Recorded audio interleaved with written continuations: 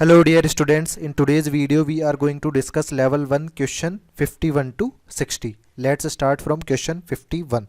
Question 51 में हमें क्या बोल रहा है? If dxz orbital of atom A and px orbital of atom B form pi bond along a particular molecular axis. तो हमारे पास यदि अपन dxz orbital देखें तो यदि हमारे पास ये x एक्सिस है और ये z एक्सिस है तो हमारे पास जो dxz का ऑर्बिटल डायग्राम होगा वो कुछ इस तरह से होगा dxz। ठीक है, इसके बाद बोला गया है कि ये किसके साथ, px ऑर्बिटल के साथ पाई बॉन्ड का फॉर्मेशन कर रहा है। पाई बॉन्ड हमारे पास लेटरल ओवरलैपिंग होती है, तो हमारे पास ये एक्स एक्सिस है, इस एक्सिस के अलोंग आप px इस तरह से बनाएंगे। अब यहाँ पर इन दोनों के बीच में लेटरल ओवरलैपिंग होगी अलोंग z एक्सिस, कि z एक्सिस के अलोंग ये इस तरफ आ रहा है, ये इस तरफ आ रहा है, अलोंग z एक्सिस। तब हमारे क्या होंगे, यहाँ पर इन लोब्स में इंटरेक्शन होगा और पाई बॉन्ड का फॉर्मेशन हो जाएगा। यानी z एक्सिस यहाँ पर क्या है, इंटर न्यूक्लियर एक्सिस है, इंटर न्यूक्लियर या मोलिकुलर एक्सिस। फिर इसमें बोला गया है कि इसी सेम एक्सिस के अलोंग यदि आप dxy और dxy ऑर्बिटल्स को पास ला रहे हैं तो कौन सा बॉन्ड हमारे पास बनेगा।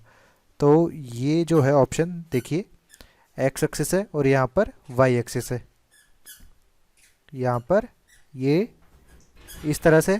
अब ये हमारा जो है ऑर्बिटल ये dxy है। सिमिलरली एक और dxy ऑर्बिटल हमारे पास है, उस dxy ऑर्बिटल में यदि आप along the z axis check करेंगे तो हमारे ये जो चारों लोब्स है इनका इंटरेक्शन हो जाएगा। तो 4 लोब इंटरेक्शन यदि हो रहे हैं, 4 लोब इंटरेक्शन, तो कौन सा बॉन्ड बनेगा, यहां पर डेल्टा बॉन्ड फॉर्म होगा। तो हमारा कौन सा ऑप्शन करेक्ट हो जाएगा, ऑप्शन सी करेक्ट आंसर हो जाएगा। ठीक है, नेक्स्ट है 52। इसे बोला गया है which of the following is correct order of sigma bond strength. तो सिग्मा बॉन्ड स्ट्रेंथ जो होती है वो इंक्रीज करेगी यदि नंबर ऑफ शेल हमारे पास डिक्रीज कर रहे हैं तो, यानी नंबर ऑफ शेल हमारे पास यदि इंक्रीज करेंगे तो हमारे पास बॉन्ड स्ट्रेंथ क्या करेगी, डिक्रीज करेगी। तो अपन यदि सेकंड शेल और थर्ड शेल में कंपैरिजन करेंगे तो बॉन्ड स्ट्रेंथ किसकी कम होगी, थर्ड शेल की सबसे कम होगी, क्योंकि उसमें साइज हमारे पास ज़्यादा बन रहा है। तो हमारे पास यदि अपन बॉन्ड स्ट्रेंथ का ऑर्डर लिखते हैं तो बॉन्ड स्ट्रेंथ के ऑर्डर में सबसे कम हो जाएगा फोर्थ। ठीक है, फिर हमारे पास दिया हुआ है 2s 2s 2s 2p और 2p 2p। यदि हमारे पास नंबर ऑफ शेल जो है वो सेम है तब जो बॉन्ड स्ट्रेंथ होगी वो डायरेक्टली प्रोपोर्शनल होती है डायरेक्शनल नेचर की। ठीक है, जितना ज़्यादा डायरेक्शनल नेचर होगा ऑर्बिटल का उतना ही हमारे पास क्या होगा, ओवरलैपिंग इफेक्टिव होगी। डायरेक्शनल नेचर का जो ऑर्डर होता है वो होता है सबसे कम s में, then p, then d, then f।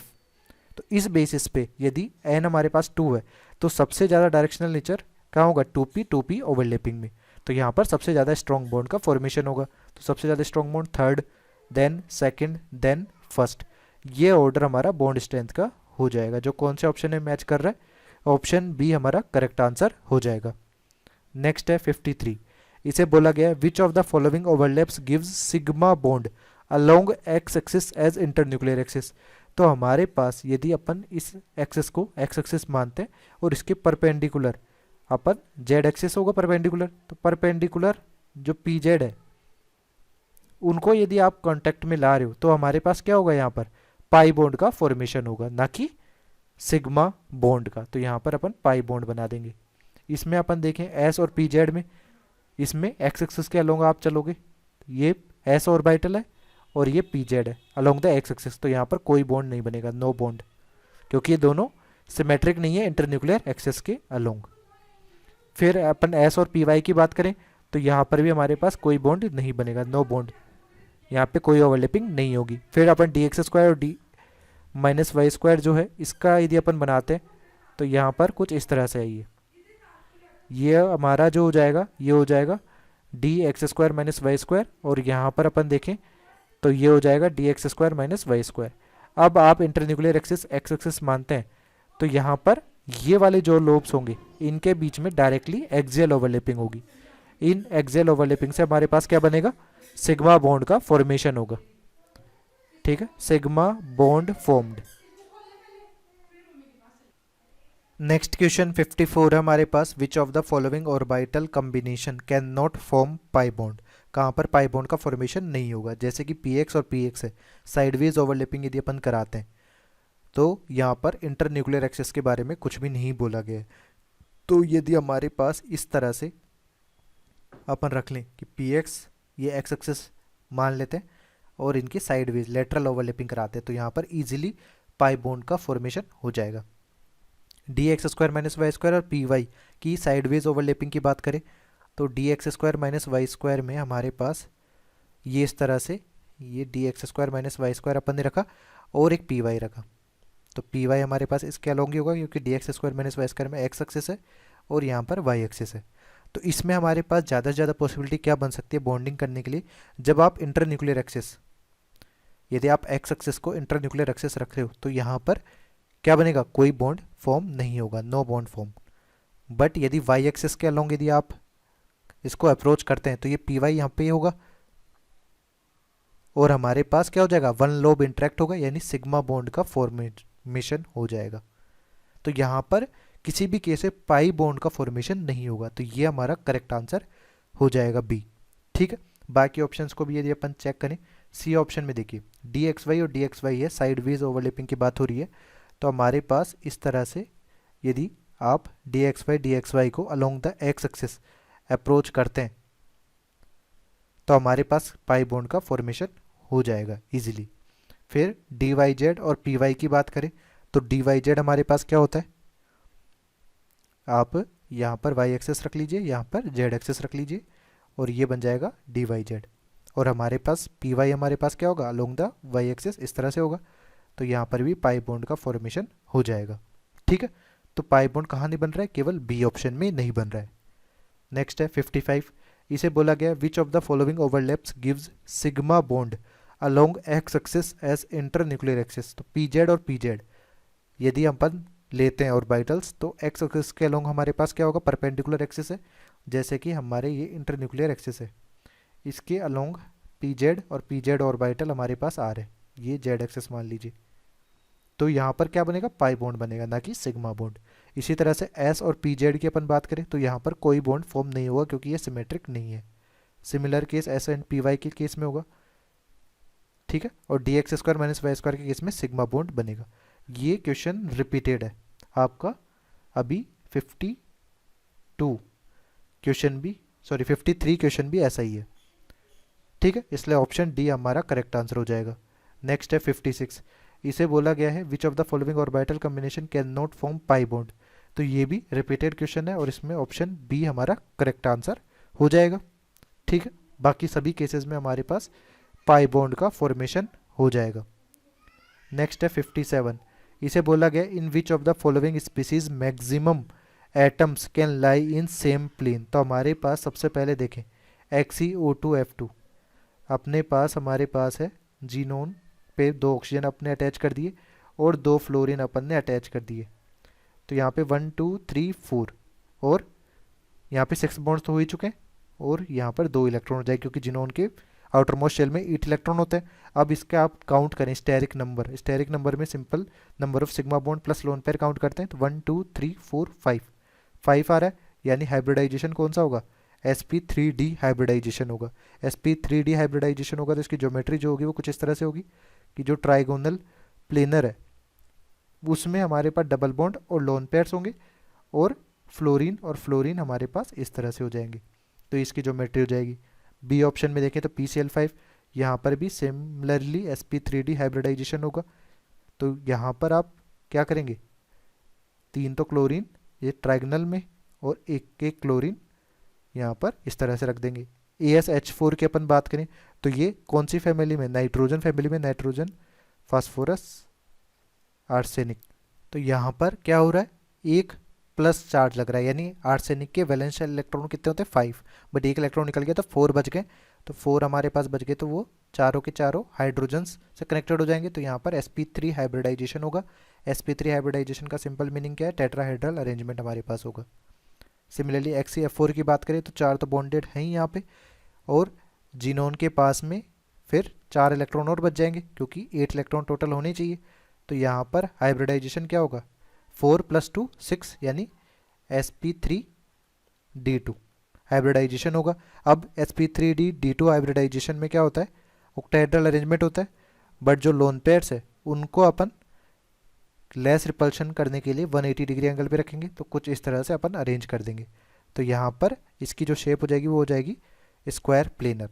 अब अपने को क्या करना है, यहाँ पर चेक करना है कि मैक्सिमम नंबर ऑफ कार्बन्स एक प्लेन में कितने आ रहे हैं। तो यहाँ पर यदि आप इस ट्राइगनल को चेक करें तो इस ट्राइगनल में 1 2 3 आ रहे हैं मैक्सिमम। यहाँ पर अपन वही चेक करेंगे, तो मैक्सिमम इस ट्राइगनल में फास्फोरस के साथ में 4 आ रहे हैं।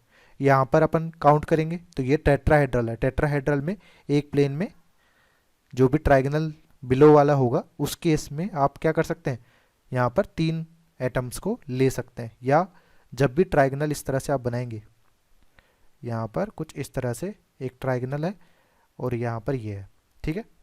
तो ये इस तरह से, एक इस तरह से और एक इस तरह से, ठीक है, ये इस पे कनेक्टेड है, ठीक है।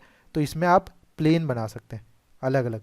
तो प्लेन जब भी बनाएंगे तो 1 2 3 4 मैक्सिमम 4 एटम्स आ सकते हैं। बट यहाँ पर आप देखेंगे तो स्क्वायर प्लेनर में मैक्सिमम एटम्स एक प्लेन में जो आ रहे हैं, maximum atoms in a plane, ये कितने आ रहे हैं, यहाँ पर जीनोन के साथ में चारों फ्लोरीन भी एक ही प्लेन में आ जाएंगे, तो 5 मैक्सिमम एटम्स आ रहे हैं। और यहाँ पर अपने को मैक्सिमम एटम्स ही पूछा गया, किस में पाए जाएंगे, HCF4 में। तो ऑप्शन डी हमारा करेक्ट आंसर हो जाएगा।